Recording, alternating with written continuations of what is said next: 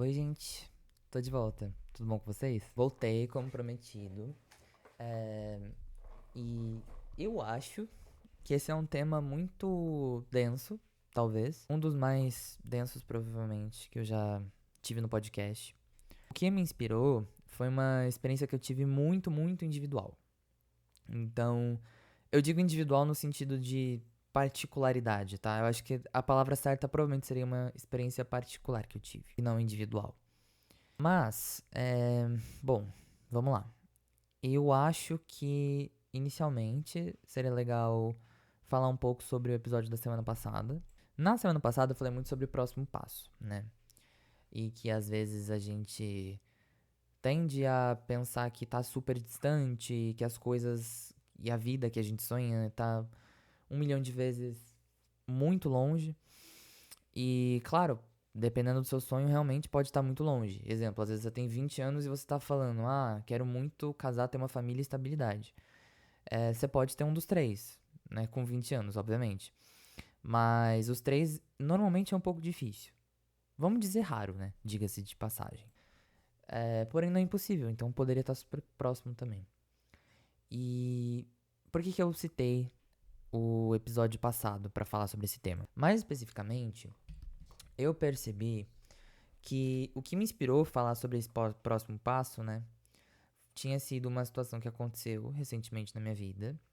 Uma situação muito específica que, enfim, envolve muitas pessoas, eu prefiro não adentrar tanto nela agora, mas eu vou falar um pouco sobre, enfim.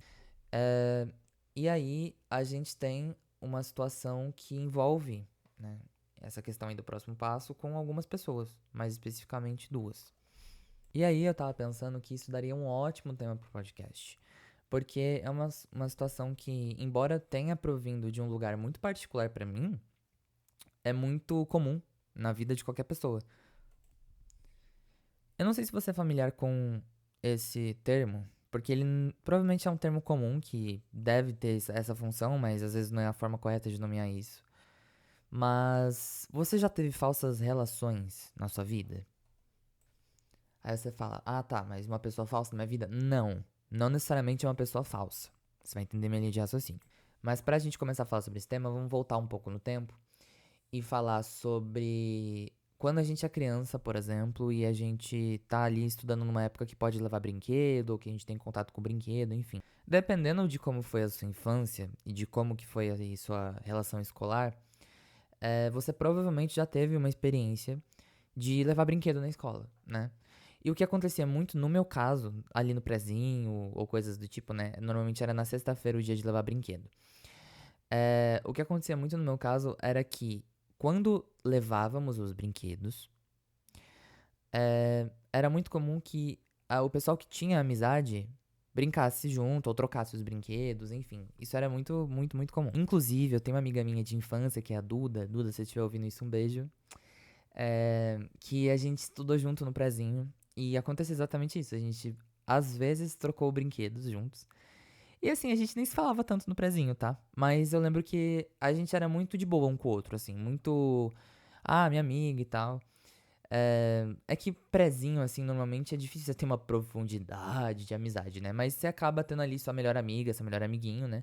No meu caso, eu tinha um melhor amiguinho, que era o Luigi, e tinha a Duda, que é minha amiga até hoje, né? Mas, enfim, qual que é o ponto que eu quero chegar? Às vezes, você não falava tanto com uma criança específica, mas eu via muito acontecer dessa criança tentar se aproximar da outra pra tentar, tipo, ter ali um benefício, trocar brinquedo, coisas do tipo, né? E você tá falando, tá, Enzo, mas você tá só descrevendo uma relação de interesse, você poderia falar sobre isso na vida adulta. Eu poderia falar, só que assim, existe uma diferença que eu tô tentando palpar aqui e eu vou tentar explicar de uma forma muito didática pra vocês. Interesse em uma pessoa, no sentido, eu tenho interesse em algo que ela pode me oferecer, né? Seja isso financeiro, networking, o que for. Isso é muito comum na vida adulta e, na minha opinião, ela não configura necessariamente uma falsidade. Porque às vezes você pode estar gostando da pessoa que você está sendo interesseiro. Mas eu vejo que configura, de certa forma, um objetivo ali na relação. Então, qual que é o ponto principal da relação? Provavelmente aquele interesse. Se aquele interesse ele tá fora de jogo, você não vai conseguir alcançar, dificilmente essa relação vai se manter, a menos que você crie um vínculo ali de afeto grande com a pessoa, né? Você cria uma amizade, enfim. Então, por exemplo, você queria muito brincar com o brinquedo de alguém que levava toda sexta-feira na escola. Aí você vai lá e você cria uma relação com essa pessoa. Só que aí ela parou de levar aquele brinquedo. Logo, você pode, eventualmente, sei lá, desanimar um pouco de ficar toda hora sendo amigo daquela pessoa. Ou você pode se tornar um grande amigo da pessoa, embora você tenha tido esse objetivo aí do brinquedo no passado. Deu pra entender? Eu vejo que a falsidade, né, você ser uma pessoa falsa, tá muito mais ligado com o seu posicionamento e a forma que você pode trair a confiança de uma pessoa.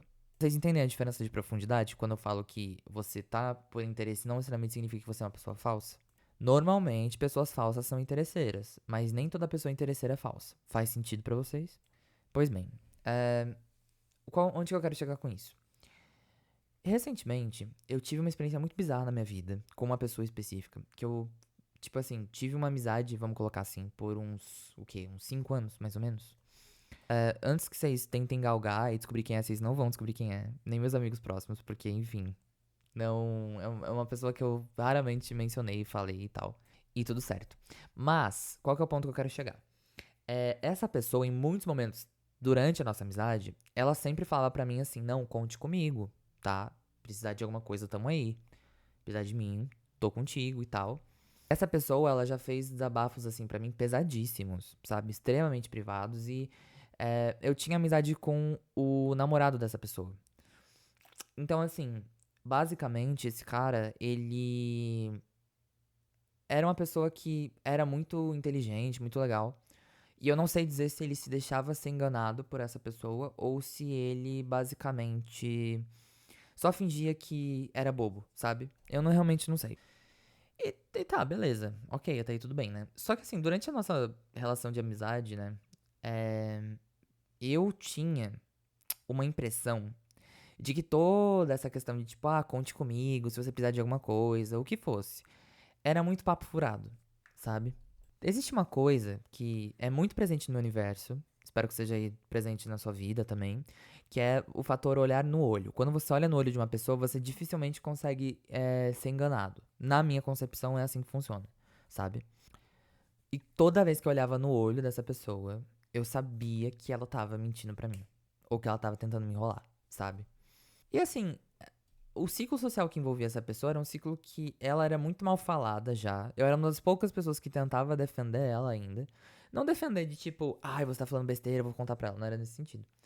Mas era no sentido de assim, eu falava, poxa, não, mas ela tem muitas qualidades, ela tem coisas legais e tal. E aí eu ia e usava de exemplo o básico, por exemplo, que essa pessoa fazia, ou coisas do tipo, né? Eu vou nomear essa pessoa de Joana. Vamos colocar assim. Porque acho que fica mais fácil do que eu ficar, essa pessoa, acho meio cansativo, sabe? Eu não gosto, pelo menos. Então, gente, a Joana, ela era assim.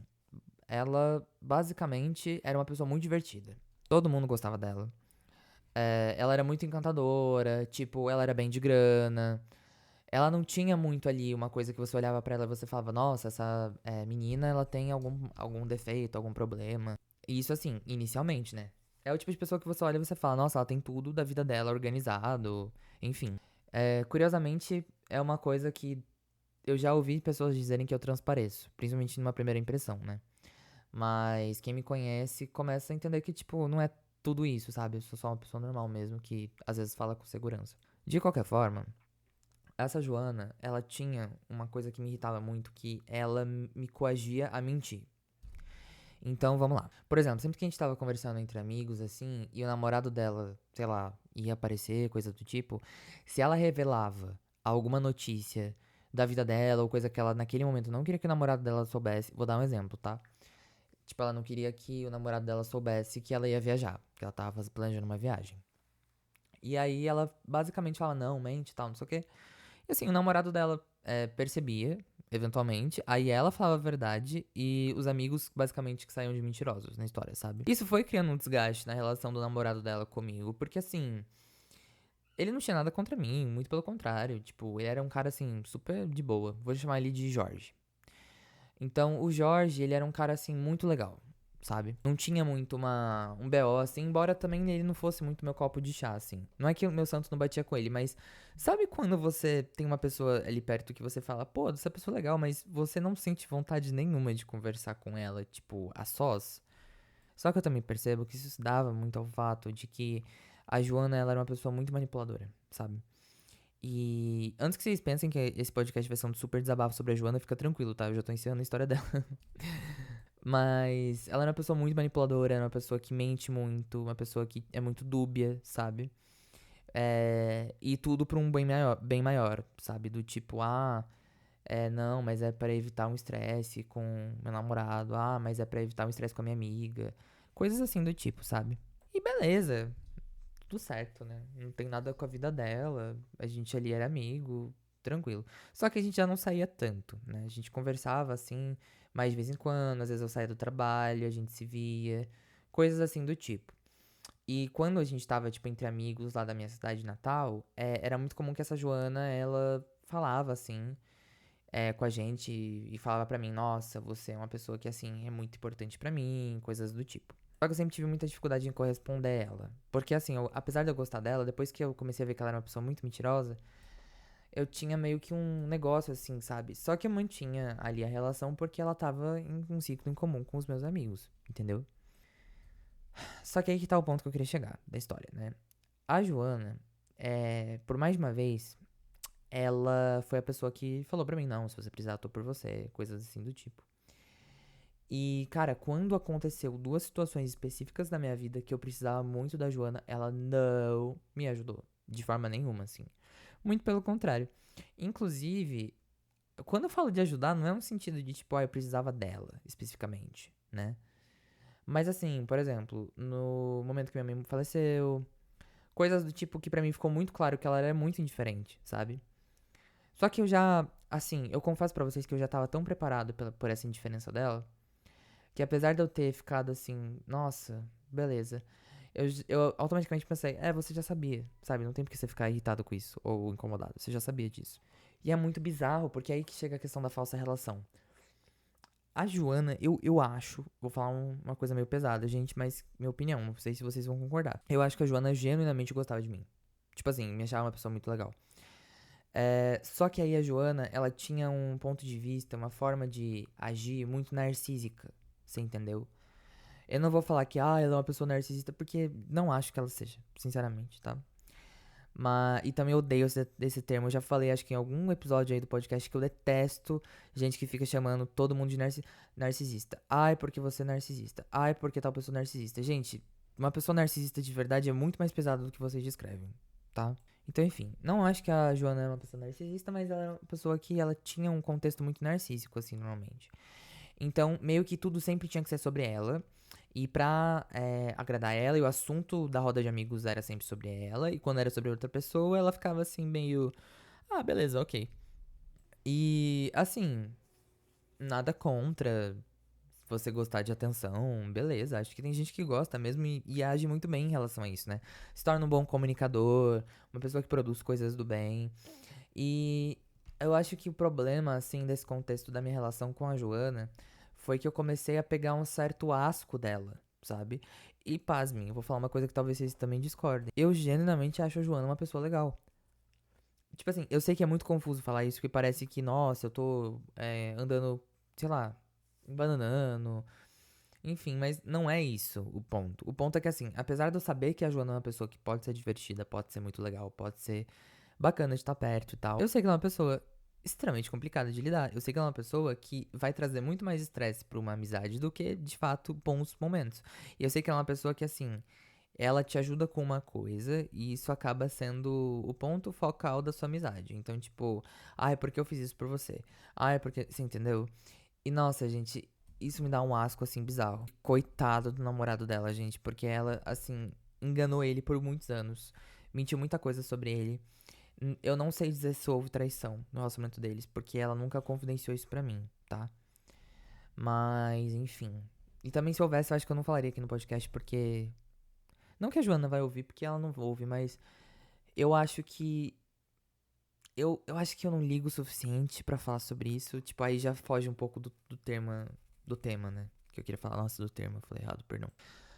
Mas, basicamente, essa questão de você criar uma falsa amizade é uma coisa que eu fui dar uma pesquisada. Porque, assim, eu fiquei muito curioso pra saber o que que é literatura, o que que o pessoal da psicologia, ou enfim, Pessoas, no geral, que estudam comportamento humano têm a dizer sobre isso, né? Por que esses fenômenos acontecem com tanta frequência e são fenômenos que parecem quase que ultra específicos, porque não chega a ser uma relação que a pessoa só é falsa com você.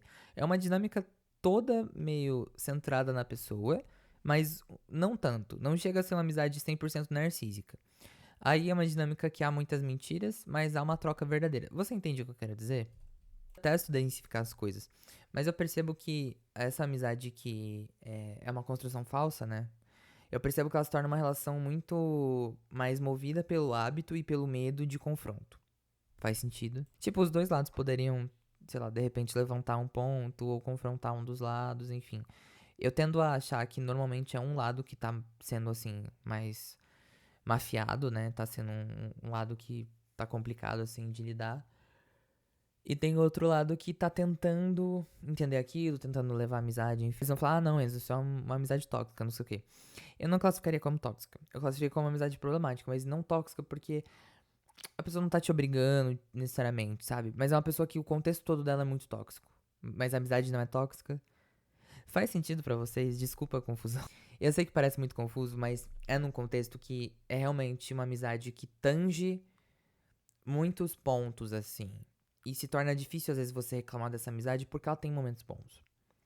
Mas são momentos que parecem mais divertidos do que bons. Você entende? E é estranhíssimo, porque se você virar pra uma pessoa e falar assim, nossa, ela é uma pessoa horrível, você vai pautar em pontos que não te afetaram tanto. Exemplo, eu via ela mentir muito, sabe?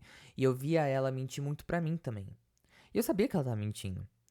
Só que aí que tá, era tão bizarro a forma que ela mentia que era muito estranho, assim, basicamente pautar isso pra ela, né? Mas enfim, saindo um pouco agora do ponto Joana, que acho que ficou muito claro pra vocês a experiência que eu quis descrever, que eu passei, eu vou falar um pouco sobre essas amizades específicas e sobre o que eu achei sobre. Eu acabei não encontrando tanta coisa sobre. Não é que eu não encontrei tanta coisa, mas eu me interessei um pouco mais sobre a parte que fala sobre filosofia. Mas pra não ficar muito assim denso pra vocês, eu vou tentar falar de uma forma que vocês consigam falar numa roda de amigos aí sobre esse tópico e parecer uma pessoa interessante. Vai que cola, né? Tipo, eu adoro fazer isso. Eu pego uma informação assim muito aleatória que eu ouvi em algum podcast, li em algum lugar, e eu falo, as pessoas ficam, nossa, que legal. Mas ó, basicamente, tem uma obra que se chama Ensaio sobre a Amizade, que é do Montaigne, né? Que era aí um filósofo, basicamente, que fez esses ensaios aí. E o Jacques Derrida, ele fez uma obra também chamada Política da Amizade, que foi basicamente uma releitura desses ensaios desse Montaigne, basicamente. Acho que o certo de se pronunciar é Montaigne. Então vamos falar dessa forma, porque foi a forma que eu consegui encontrar uma pessoa pronunciando aqui, procurando no YouTube. Mas basicamente, Montaigne ele vai falar sobre a dinâmica de amizade. Ele cita, por exemplo, um fator muito interessante que é a amizade de pai e filho. E eu tive uma discussão muito longa, eu acho, com alguns amigos sobre essa parada de tipo, ah, você pode ser amigo do seu pai, da sua mãe, dos seus avós, coisas do tipo. E lógico que isso vai divergir. Você pode falar, não, eu sou super amigo da minha mãe. Não, eu sou super amigo do meu pai. Não, eu sou super amigo da minha avó. Nossa, eles são, assim, amigos meus, sabe? E eu discordo totalmente, gente. Eu acho que não é possível ter uma amizade com pai e com mãe. Eu acho que não é possível ter uma amizade com avós, enfim. Por um simples motivo que Montaigne, ele vai falar aqui também, esse filósofo francês, que eu gostei muito. Isso vai fomentar basicamente essa questão aí das falsas amizades também. Então ele vai trazer que o pai e a mãe, né, eles têm a função ali de serem pais e mães. E quando é criada uma relação de amizade, existem alguns conselhos, algumas coisas que eles vão tentar passar pro filho que ele não vai absorver único e exclusivamente pelo fato deles serem os pais. Em algum momento, na sua capacidade racional, ele vai questionar aquilo e vai tentar difundir esse pensamento.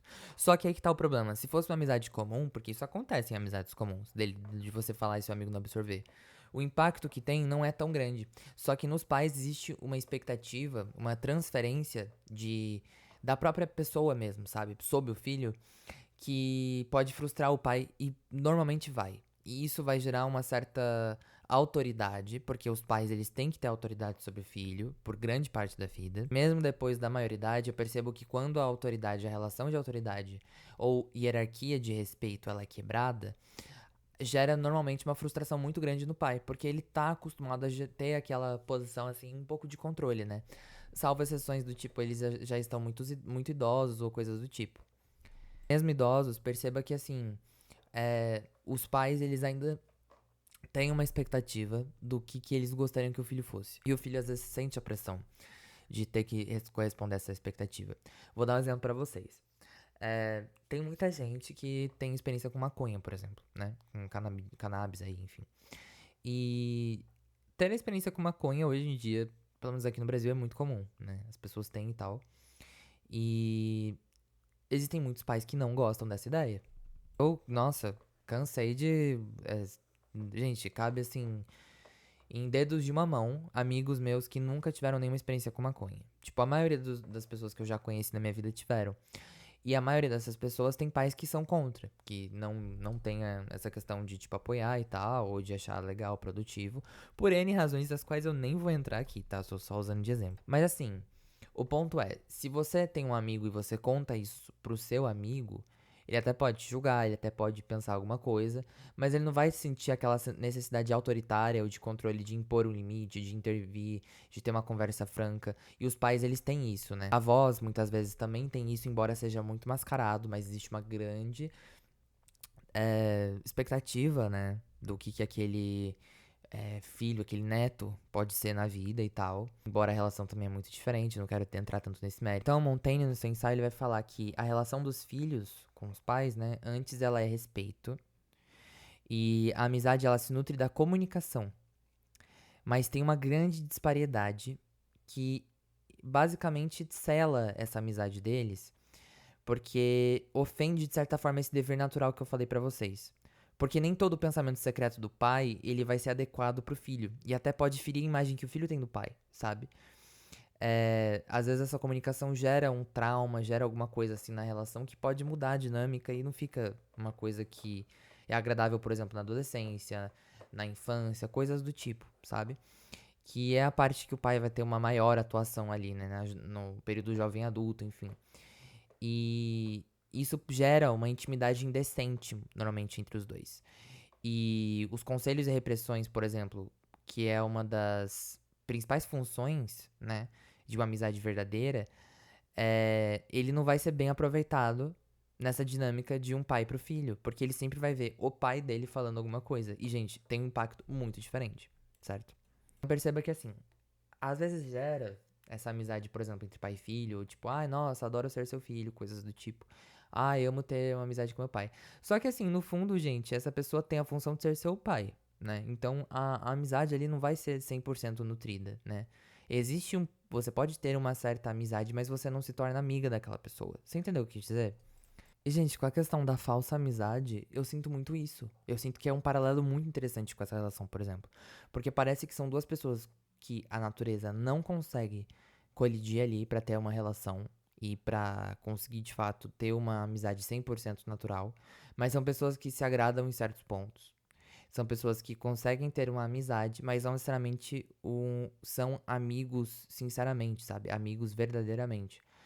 É, inclusive, um ponto muito interessante. O que pra você é ser amigo de alguém? O que pra você é uma amizade? É você ter uma pessoa que vai ser seu confidente? Não necessariamente configura uma amizade, por exemplo. É uma pessoa que faria de tudo pra você, que, nossa, moveria mundos por você. Eu não sei também se isso configura necessariamente uma amizade. Eu acho que a amizade começa com reciprocidade.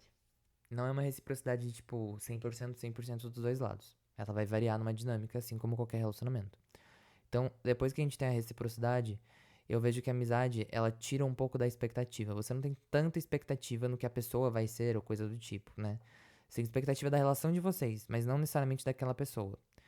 E eu acho que, por fim, a amizade, ela tem muito a questão do respeito, sabe? Por exemplo, eu tenho alguns amigos que eu sou amigo deles há o quê? Sei lá, mais de 10 anos, por aí. Alguns 7, 8, 9, vai variando. Eu acho que eu nunca me dirigi uma palavra pra eles como tipo, ai, vou falar um palavrão, tá? Tipo, ah, vai tomar no seu cu, ah, vai se fuder. E é muito bizarro, porque é muito engraçado como algumas pessoas têm esse hábito. Mas eu percebo que, particularmente, não tenho. Não acho que você falar isso pra uma pessoa diminui a amizade. Mas eu tô falando sobre os meus conceitos da minha, tipo, de amizade para mim, tá? Eu não quero ser imperativo e falar que, ai, amizade é isso. Tô falando que eu penso assim, eu não penso. Coisas do tipo, e o mundo não gira em torno de mim. Então, assim, nessa parte de, mas eu enxergo a amizade diferente, tá tudo certo. Bola pra frente. Eu tô tentando traduzir uma visão que eu tenho sobre o assunto, sabe? Mas enfim, não sei se vocês concordam comigo. Mas continuando sobre a linha de pensamento do Montaigne, ele tem uma colocação que eu acho genial nessa redação dele, nesse ensaio, né, sobre a amizade. Porque ele vai trazer algo que eu já tinha pensado, mas eu não tinha formulado na minha cabeça exatamente. Olha como que é legal a gente, tipo, procurar essas fontes e ler. Nossa, eu sou apaixonado por essas coisas. Inclusive, eu quero muito mais me aprofundar em filosofia. Não porque eu quero, sei lá, criar um podcast de filosofia ou coisa do tipo, mas é porque vocês percebem que é muito útil, né? E você tem pensamentos ali que você pode pensar, refutar, debater, enfim. Ele vai trazer uma questão que é a seguinte. É, quando a amizade ela possui um interesse, né? Existe ali um objetivo que ele nomeia como vantagem. A amizade ali ela tá perdurando, né? Então, tá sendo construída uma relação e tal. E isso pode também pender pro lado que tá sendo usado, vamos chamar assim. E muitas vezes ambos os lados usam, né? Uns aos outros. Só que ele traz uma colocação que eu gostei muito, que encaixa muito na questão dessas falsas amizades que eu falei, né? De que uma falsa amizade, ela é formada muitas vezes por convivência e não por afeição. E, cara, isso nunca fez tanto sentido pra mim, analisando com a minha situação, por exemplo, com a Joana, né? Cara, assim, é tiro e queda. Foi uma relação que se perdurou por convivência, mas não tinha o vínculo de afeição, assim, né? Embora eu achasse ela legalzinha, né? É sempre aquilo, pra mim não faria uma diferença se eu não tivesse ela na minha vida, sabe? E vice-versa, assim. E eu digo vice-versa com muita certeza. Você entende? Que é conveniente.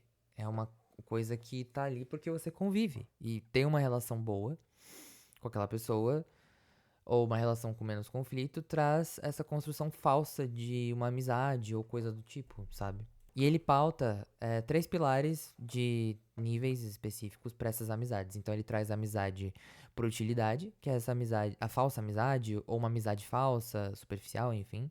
Ele traz a amizade por prazer, que é basicamente aquelas duas pessoas que gostam muito de fazer atividades felizes juntas e coisas do tipo, mas que não há uma construção individual ali dentro dessas pessoas.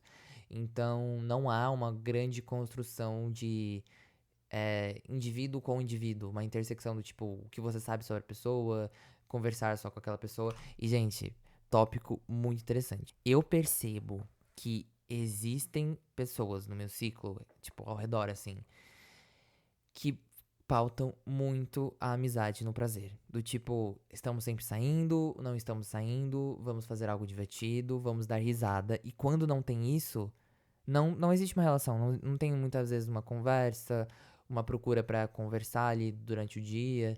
Não que uma amizade tenha que ter conversa sempre, mas eu digo que assim, realmente eu percebo que não existe. Aquele grupo que, por exemplo, se reúne pra, sei lá, falar mal de alguém, coisas do tipo, né? Eu vejo que tem muito essa questão, assim, daquela dopamina naquela hora, daquele prazer naquele momento. Depois, ela basicamente é momentânea, ela vai acabar. E o fator de existência dessa amizade, que é aquele momento de diversão, eventualmente vai acabar também, né? E aí, como não tem um interesse no indivíduo, em algo assim, um vínculo, né? Afetivo, percebe-se de que ela vai ser de fato passageira. Enfim, ele traz a reflexão da amizade verdadeira, que eu gostei muito das palavras que ele usa. Ele usa caráter e virtude. Isso é uma coisa muito interessante. Eu tava conversando com uma amiga minha esses dias, a gente foi na igreja juntos, depois a gente saiu. E ela tava falando, por exemplo, que ela teve uma evolução. Porque esses tempos atrás, assim, eu e ela a gente discutiu brevemente. Não foi uma briga, foi uma discussão. Mas foi uma discussão que ela ficou muito irritada, né? Não tirou a razão dela. Porque a gente tava argumentando sobre um tópico muito sensível, enfim.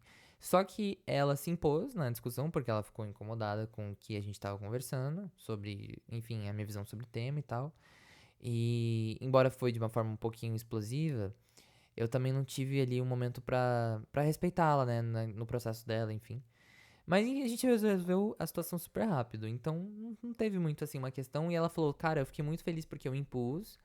E a gente logo em seguida resolveu, sabe, o problema. E isso pra mim constrói caráter e virtude. Que você busca ser uma pessoa melhor e você constrói essa virtude a partir de algo que você quer ser. E você anula algo que você já é e considera um defeito, sabe? Eu acho que paciência é uma virtude, eu vejo que a admiração por pequenas coisas é uma virtude também, de certa forma, né? A óptica que você coloca assim no mundo. E eu acho que faz muito sentido isso ser pautado o que Montaigne acha sobre a amizade verdadeira, sabe? Não sei vocês, mas pra mim fez bastante sentido. Então, voltando pro exemplo da Joana, que agora vai ficar muito fácil de vocês identificarem, eu percebo que foi uma amizade que ali rolou por convivência. Ela foi basicamente construída e galgada na convivência, porque de fato, não via ela sempre, mas quando a gente se via, né, e eu tava na minha cidade de Natal, era tiro e queda. E foi uma amizade que ela tinha, assim, o fator de interesse e tal. Não era uma amizade que eu vejo que era só do prazer, mas não havia tanto interesse na virtude, no caráter do indivíduo, né?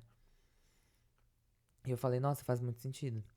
E eu percebo que eu tenho fugido de amizades assim. Acho que quando eu percebo esse padrão de comportamento em alguma outra pessoa de um ciclo de convivência meu. E, gente, só pra deixar claro, tá? Eu não tô falando de questões do tipo, sei lá, um colega de trabalho, uma amizade falsa. Não, gente, pelo amor de Deus. Não, não é isso. É quando se de fato a pessoa começa a virar pra você e falar, não, eu tô aqui por você e tal. Gente, sempre desconfiem. Quem fala muito, não, porque eu tô por você, não sei o quê. Dificilmente essa pessoa de fato vai estar ali por você. Dificilmente. Eu não tô falando que é o caso pra todo mundo, mas assim, quem fala muito pouco age. Eu penso dessa forma, né? Teria uma ideia. Tem um amigo meu que eu não falava com ele o quê? Há uns 4 meses. Talvez eu já falei sobre isso no podcast. Quando eu fui me mudar, eu precisava configurar a internet aqui de casa. E ele é técnico, ele consegue mexer em tudo, assim. É, Era um sábado, ele ia sair. Eu liguei pra ele. Fazia meses assim, que a gente não conversava. Foi bem assim, cara de pau, do tipo, nossa, eu preciso de uma ajuda. Eu liguei pra ele. Eu expliquei a situação, ele falou, não, beleza, eu tô indo aí. Então, assim, ele veio arrumado, porque ele ia sair, arrumou e foi embora. Sem, assim, não falar nada, sabe? Super gentil. E eu falei, cara, é uma pessoa muito solícita comigo. É uma pessoa que realmente tá ali por mim, sabe? Se eu precisar de alguma coisa, se eu pedir, ele tá ali por mim. E eu tenho essa felicidade e essa confirmação. E ele nunca foi uma pessoa que foi de falar assim, não, tô por você, se você precisar, sabe? Nunca. Ele só fez. Então, eu acho que um bom parâmetro são ações, né? Eu acho que as ações, elas sempre falam mais do que as palavras. Então, só pra fechar a conclusão dessa reflexão que eu quis falar sobre as falsas amizades, eu sei que é um episódio, eu sempre falo isso, mas eu sei que é um episódio um pouco confuso, mas eu adorei, basicamente, trazer essa questão, assim, de algo que aconteceu na minha vida. E eu acho que vocês já devem ter passado por coisas parecidas, né?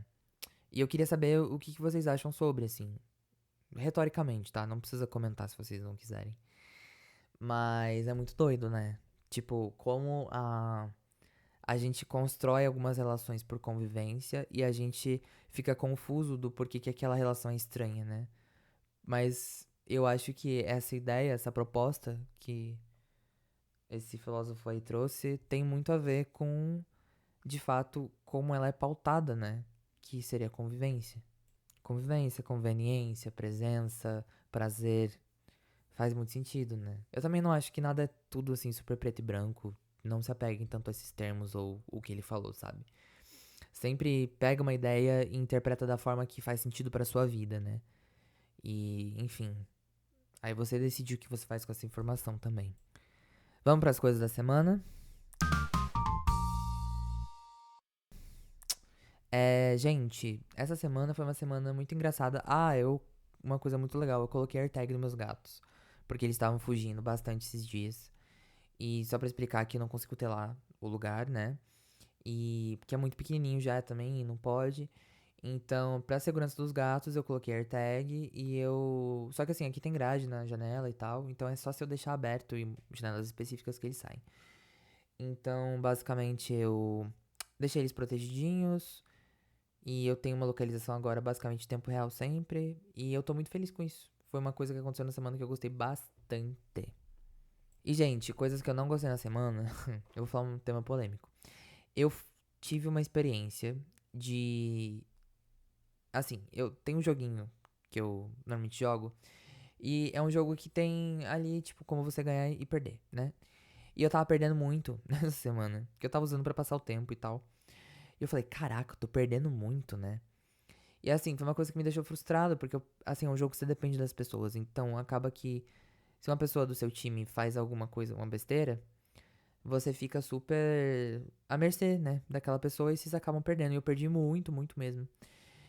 Mas deu tudo certo, já voltei a ganhar, né? Inclusive fica a lição aí, né? Acho que sempre tem um espaço aí pra gente, nossa, se reerguer, sabe? E uma recomendação da semana. Gente, eu descobri um anime, eu vou até pegar aqui no meu Crunchyroll, porque eu gostei muito dele. É um anime colegial, muito bobinho. Ele chama Go For It Nakamura. Go For It, tá? Então, tipo, vai em frente. Ele é curtinho, ele tá saindo agora e eu gostei muito dele. Porque ele é muito bobo. No geral, ele não tem nenhuma complexidade. A sinopse basicamente são é, dois adolescentes do ensino médio que um tem o crush no outro, né? Mas ele não sabe como falar e tal, e ele tá pensando. Eu achei bonitinho porque, assim, é muito soft, sabe? É muito tranquilo. E, cara, é muito engraçadinho em alguns momentos também. Eu tava precisando, sabe, de uma superficialidade, assim, mais boba, no geral. Então, fica aí a recomendação pra quem gosta. Eu gostei bastante. Eles classificam como comédia, romance e slice of life. Tá bom? Gente, meu nome é Enzo Sim. Todas as minhas redes sociais são @Enzo Sim. Eu espero que vocês tenham gostado do episódio de hoje, porque eu gostei muito de gravar ele, tá? E voltei como prometido. Então, semana que vem tamo aí de volta. Compartilha com amigos se você gostou do episódio, tá? Comenta aí se você também quiser expor uma ideia. Inclusive, se você tiver alguma sugestão pro próximo episódio ou um tema, pode comentar também, tá bom? E é isso, gente. Obrigado. Boa semana pra gente e tchau!